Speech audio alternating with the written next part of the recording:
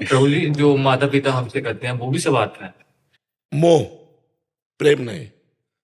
मोह, प्रेम बहुत ऊंची चीज है बच्चा। प्रेम जिस समय आ जाएगा वो अलग हो जाएगा। जैसे हम स्त्री से प्यार नहीं करते, काम। हम पुरुष से प्यार नहीं करते, काम। माता पिता का मोह, जितने भी संबंध, आसक्ति, राग, इनमें प्रेम नहीं है। प्रेम नहीं है। प्रेम सच्चिदानंद में है। अब तुम्हें उसकी अलग अलग व्याख्या दिखाएं। सुना था कुपुत्रो जायते क्वचिदपि कुमाता न भवति, शास्त्रों में लिखा है। कितने ऐसे उदाहरण हैं कि माता पिता के द्वारा पुत्रों की हत्या हो गई। अपने स्वार्थ में जहां बाधा पड़ेगी वहां अलग बात है।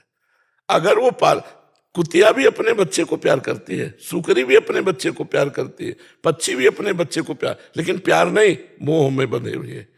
प्रेम एक विशुद्ध भगवदानंद है। प्रेम हो जाए तो फिर क्या। इसीलिए तो चराचर जगत से प्रेम करो, कभी कोई बाधा नहीं। लेकिन प्रेम कहाँ कोई करता है।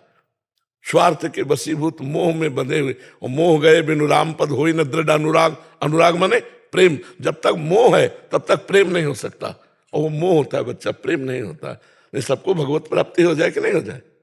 महाराज जी, प्रेम का भाव सबके लिए एक जैसा होना चाहिए कि उसमें जैसे अपनेपन में ज्यादा प्रेम होता है या फिर पढ़ाई में नहीं होता?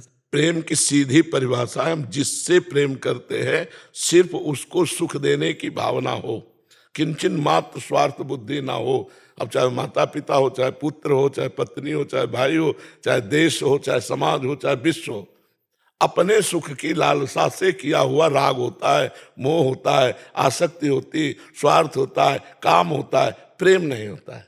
आप समझ पा रहे ना। इसीलिए करोड़ों में किसी एक में प्रेम अंकुरण पाया जाएगा? नहीं, नहीं पाया जाएगा। हितधाम में आए थे, कहा कि हमारा प्रेम विवाह हुआ, लव मैरिज, आशीर्वाद दीजिए। 8 महीने बाद फिर आए तो हम कहा तुम्हारी पत्नी साथ नहीं, बोले डिवोर्स हो गया है। वारे लव अरे एक बार दिल दे दिया तो फिर तुम चाहे जैसा तुम करो, हम तुम्हें दिल दे दिया। एक बार जब हमने तुम्हें दिल दे दिया तो दे दिया यार, जिंदगी भर के लिए दे दिया। अब तुम अगर हमें मार भी डालोगे तो हमारा दिल तुम्हें आशीर्वाद देगा। प्रेम का मतलब समझते हो। अगर तुम हमें मारोगे या मार भी डालोगे तो हमारे दिल में अगर आवाज सुनोगे तो तुम्हारे लिए आशीर्वाद ही निकलेगा, तुम्हारे लिए दुख नहीं निकले। इसे कहते प्रेम है भला ये।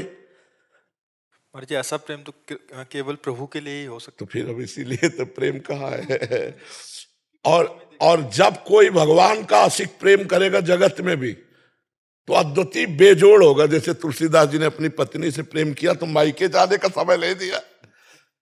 मायके जाने का हम जी नहीं सकते तुम्हारे बिना, तुम मायके कैसे चली जाओगी।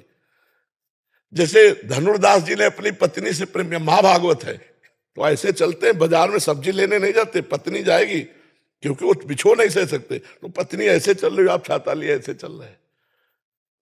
चिंतामणि में इतने आसक्त हो गए, सब कुछ न्यौछावर कर दिया बिल्व मंगल जी ने। अगर भागवतिक पुरुष हिरण से आसक्त हो गए तो अगला जन्म हिरण का लेना पड़ा, और महाराज हिरण की दुर्गति नहीं होने दी, वही राजा रहुगण बना हिरण। और भरत, भागवतिक अगर पुरुष किसी से भी प्रेम कर लेगा तो आर पार का निर्वाह होता, वहां स्वार्थ नहीं होता। इसलिए भागवतिक पुरुष का कहीं प्रेम होता नहीं भगवान के सिवा। अगर हो जाए तो बेजोड़ होता है। हिरण से प्रेम किया, जिस भगवान की प्राप्ति के लिए अपना राज्य छोड़ा, अपनी पत्नी पुत्र छोड़े और हिरण से प्यार कर लिया, तो उसके लिए 3 जन्म लगा दिए, 3 जन्म लगा दिए। जड़ भरत के रूप में पालकी में उसी को तो उठाए हुए उपदेश कर रहे हैं। तो प्रेम शब्द से हृदय में कुछ होने लगता है। नहीं, आपके होता है कि नहीं होता हमें पता नहीं, कि हमारे होने लगता है। प्रेम शब्द होते ही एक, जैसे कोई दिल को मसला करे, शायद इसको ही इश्क कहते। प्रेम को उर्दू में इश्क कहते। इश्क इसको बोले जैसे कोई दिल को मसला करे, अपने प्यारे की याद में प्यारे के लिए तड़पना, प्यारे के लिए सिसकना, प्यारे के लिए बलिदान होना। ये प्रेम कहाँ आता है?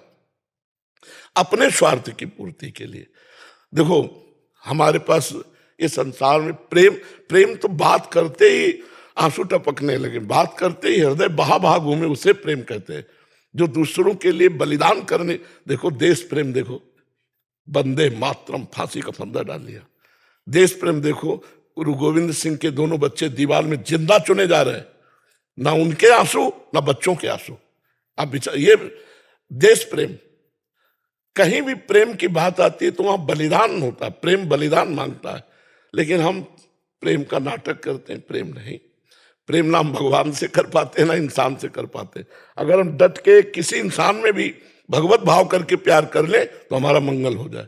माता में भगवान देख ले, पिता में भगवान देख ले, पत्नी में भगवान देख ले, तो भगवान तो है ही सब में, हमारा काम बन जाए। लेकिन हम स्वार्थी पुरुष भगवान न देख करके अपनी वासनाओं की पूर्ति चाहते हैं और उसे नाम दे देते हैं प्रेम। जी, एक प्रश्न था।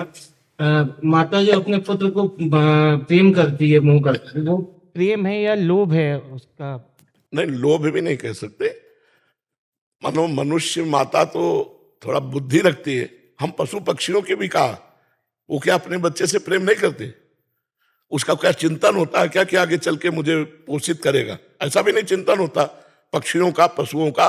वो मोह होता ही है, वो अपने बच्चे के लिए अपने प्राण दे सकती है, उसका कोई स्वार्थ नहीं दिखाई दे रहा, लेकिन उसे मोह कहते हैं।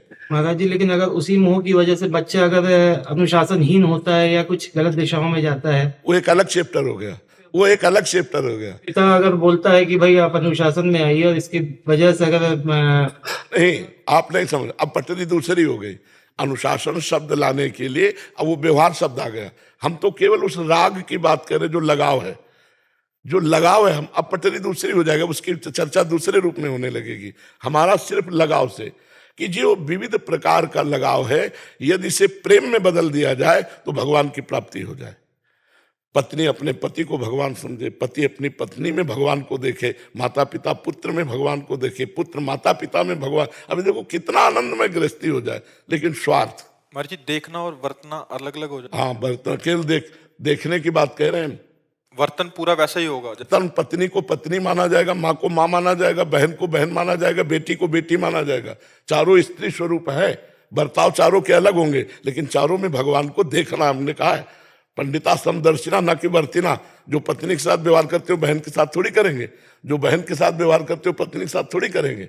चारों स्त्री शरीर है, माँ, बेटी, बहन और पत्नी, चारों स्त्री शरीर, लेकिन चारों से बर्ताव अलग अलग होगा पर दर्शन एक होगा। चारों में श्री भगवान विराजमान है।